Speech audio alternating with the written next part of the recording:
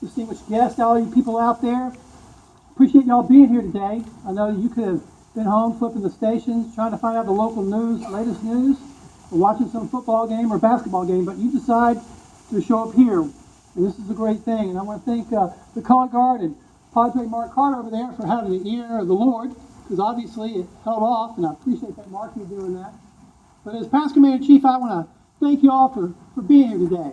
The SCV, Sons of Confederate Veterans, is working hard every day to fight the good fight, the good Confederate soldier's good name, to make sure that the history of the truth always goes forward. And of course, I want to thank Jimmy Hill over there, who drove all the way from Athens, Alabama, your Army commander, for being here. It's his first time to come to this ceremony, and I can promise you this is not going to be his last time to show up here in Andersonville.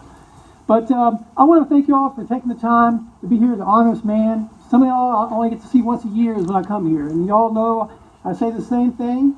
And I'm going to brag about it probably to the day I die, that I've been coming here since the 80s for this ceremony, and because my second great grandfather, Barry Jones Williams, Company C, 4th Georgia Reserves, ran away from home, joined the Confederate Army. He was too young.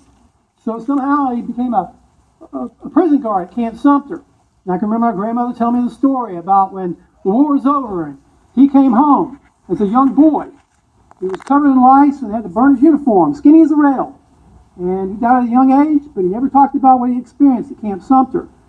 So ever since I got married and had kids, I bring my son and daughter down here to Camp Sumter, not just to tell them about their ancestor, and of course they've been members of the CFC since the day they were born, but the thing I try to instill in them is not just their ancestor and the connection they have to this place, but about what Captain Wirz said. When Captain Wirz, on the night of his death, had the opportunity to say, yeah, it was President Jefferson Davis, that was his fault, and he would have walked away as a free man. But you know, he didn't. He didn't, and when I try to instill in my children, that says a lot about that man's character.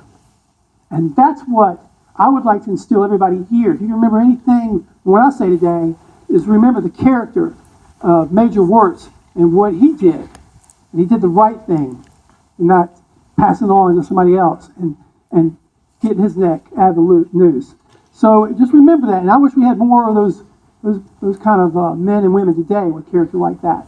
So once again, on behalf of the National Sons of Confederate Veterans, as me as Past Commander-in-Chief, once again, I want to thank you all for being here.